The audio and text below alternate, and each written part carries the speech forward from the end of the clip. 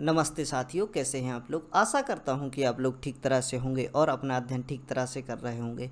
भारतीय इतिहास की यात्रा का यह 82वां व्याख्यान है और इसके अंतर्गत हम बारदौली सत्याग्रह के बारे में अध्ययन करेंगे।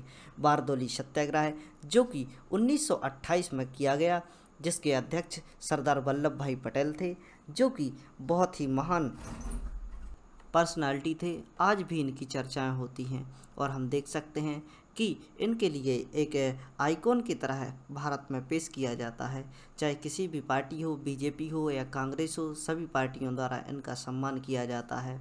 इनको भारत का बिस्मार्क भी कहा जाता है, क्योंकि जिस प्रकार बिस्मार्क ने विखंडित जर्मनी को एक कर एक जर्मनी बनाने का प्रयास किया था और इसमें वह सफल रहे थे, और उसी प्रकार के कार्य इनके द्वारा भारतीय क्षेत्र में किए गए थे।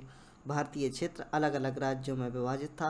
लगभग 565 रियासतें हुआ करती थी, जिनको एक करके भारत संघ बनाने में इनका श्रेय जाता। आइए प्रारंभ करते हैं आज का अध्ययन। बारदौली सत्याग्रह में आपको सबसे पहले समझना है कि यह घटना किस समय की। तो यह घटना थी 1928, और इस समय की स्थितियां आप आने वाले लेक्चर में समझेंगे, और जो भी आपके पूर्व में लेक्चर चल रहे हैं उनके माध्यम से आपको जानकारी प्राप्त होगी कि किस प्रकार के यहाँ पर जो कि ब्रिटिश सरकार के द्वारा सुधार किए जा रहे थे, किस प्रकार के आंदोलन गांधी जी द्वारा लेकर आए जा रहे थे। और हम यहाँ पर देखते हैं कि 1928 में गुजरात के जो सूरत स्थान होता है, यहाँ पर जो बारदौली क्षेत्र है, यहाँ पर लागत व अदायगी का एक कृषक आंदोलन होता है।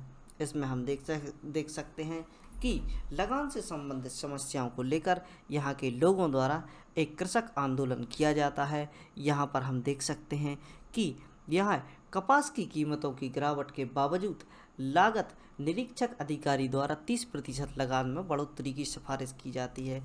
यहाँ पर स्पष्ट रूप से हम देख सकते हैं कि जो कपास की कीमतों में उस समय पर गिरावट आ रही थी, इसके बावजूद भी निरीक्षक अधिकारी द्वारा 30% लगान इस पर वसूली जा रही थी। 30% लगान वसूलने से किसानों के लिए बिल्कुल भी फ़ायदा नहीं हो रहा था। अतः हम देख सकते हैं कि किस प्रकार की परिस्थितियां थी, और इस लगान को किस प्रकार सरदार वल्लभ भाई पटेल की अध्यक्षता में इसको कम किया गया। हम देखते हैं इस बढ़ोतरी से न केवल किसानों ने बल्कि समाचार पत्रों के भीतर भी तीव्र विरोध किया। यानी हम देख सकते हैं कि यह जो किसान आंदोलन था, इसमें समाचार पत्रों के माध्यम से भी कार्य किया गया। जबकि मीडिया बीच में आ जाती है तो कोई भी आंदोलन वह देशव्यापी हो जाता है और देश भर में उसकी चर्चाएं होने लगती हैं। विरोध किए जाने के तथा विधानसभा में इस मुद्दे पर प्रश्न उठाए जाने के परिणाम स्वरूप इस बड़ी हुई लगान को कम से कम 22% कर दिया जाए। यानी इस प्रकार की मांग उठ रही थी कि इसको कम से कम घटाकर 30% जो यहाँ से वसूली जा रही है उसको 22% कर दिया जाए। परंतु यह बढ़ोतरी अभी तक भी अधिक थी। यानी जो भी प्रोटेस्ट हुए थे, प्रोटेस्ट के द्वारा एक बात निकल कर आई, जो इनके द्वारा 22% कर की अदायगी की बात की गई थी, उसको स्वीकार कर लिया गया था। अतः 22% कर भी इनके लिए बहुत ज़्यादा था, परंतु बढ़ोतरी अभी भी अधिक थी। अतः बंधुओं जो भी यहाँ पर कार्य कर रहे थे ने लगान अदायगी रोक सत्याग्रह का संयोजन करने के लिए सरदार वल्लभ भाई पटेल को आमंत्रित किया। यानी जो यहाँ के बंधु हुआ करते थे, जो भी यहाँ पर जो आंदोलन का कार्य कर रहे थे लगान को लेकर, उनके द्वारा सरदार वल्लभ भाई पटेल को इसकी अध्यक्षता करने के लिए, इस आंदोलन की अध्यक्षता करने के लिए बारदौली बुलाया जाता है। आइए देखते हैं आगे।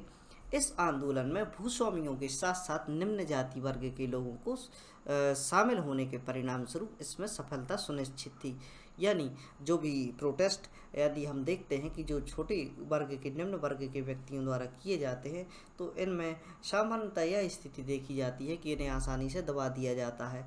इस आंदोलन के सफल होने का एक प्रमुख कारण बना क्योंकि इसमें भूस्वामी भी शामिल हुआ करते थे और निम्न जाति के लोग, जो कि नीचे स्तर पर कार्य करने वाले, जो कि मजदूरी या कृषि से संबंधित कार्यों में लिप्त लोगों को शामिल किया गया था। अतः इसमें जो कि भूस्वामियों के साथ इनको भी शामिल किया गया था, इस आंदोलन में सफलता मिलने का एक प्रमुख कारण बना।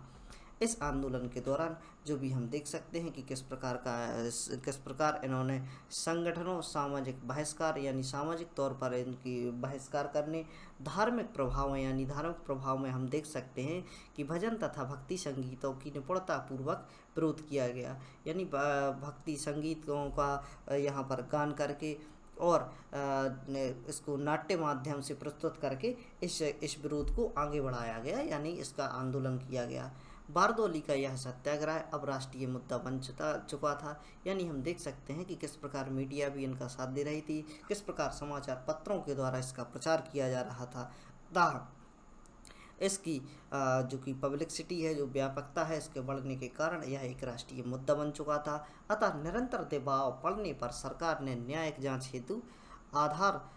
जांच के आधार पर समझौता करने के लिए जब्त की गई भूमि को लौटाने के लिए बाध्य हो गई, यानी जो भी इसके तहत कर की अदायगी ना करवाने के तहत जो ज़मीन को जब्त किया गया था, उस ज़मीन को लौटाने के लिए सरकार बाध्य हो जाती है, जिसके फलस्वरूप न्यायिक अधिकारी ब्रूम फीड तथा राजस्व अधिकारी मैक्सवेल ने इस सारे मामले की निष्पक्षता से जांच की। दो अधिकारियों को आप याद रखना चाहते हैं तो याद रख सकते हैं, ब्रूम फीड तथा मैक्सवेल द्वारा इस मामले की जांच की गई, और जिसके तहत इन्होंने बारदौली में बढ़ाया गया भू राजस्व कम करके 6% कर दिया गया, यानी जो 30% यहाँ पर कर हुआ करता था, आंदोलन के द्वारा, इस प्रकार के प्रोटेस्ट के द्वारा इसको 6% कर दिया गया। बारदौली सत्याग्रह की सफलता का श्रेय सरदार वल्लभ भाई पटेल को जाता है। इनके मार्गदर्शन तथा जनता के संगठित प्रयासों से आंदोलन सफल हो सका। इस आंदोलन की सफलता के पश्चात ही बारदौली में महिलाओं ने, जो कि सरदार वल्लभ भाई पटेल हैं, इनको सरदार की उपाधि दी, यानी जिस प्रकार हम इनका नाम आज सुनते हैं, इनका नाम वल्लभ भाई पटेल हुआ करता था। पटेल के आगे जो सरदार जुड़ा हुआ है, बारदौली की महिलाओं ने इस जो कि बारदौली सत्याग्रह की सफलता के उपलक्ष्य में इनको यह उपाधि दी, अतः इनका नाम सरदार वल्लभ भाई पटेल पड़ा। इसी जानकारी के साथ आज का व्याख्यान समाप्त करते हैं। आशा करता हूं कि यह छोटे छोटे से प्रयास आपको समझ आ रहे होंगे। यदि आप हिस्ट्री का अध्ययन अच्छी तरह से करना चाहते हैं तो सारे लेक्चर, जो 80 से ऊपर लेक्चर यहाँ पर आ चुके हैं, सारे लेक्चर्स को आप देखिए और ऐसे बच्चों तक पहुंचाने का प्रयास कीजिए जो कि इस समय इस प्रकार की जानकारी प्राप्त करना चाहते हैं।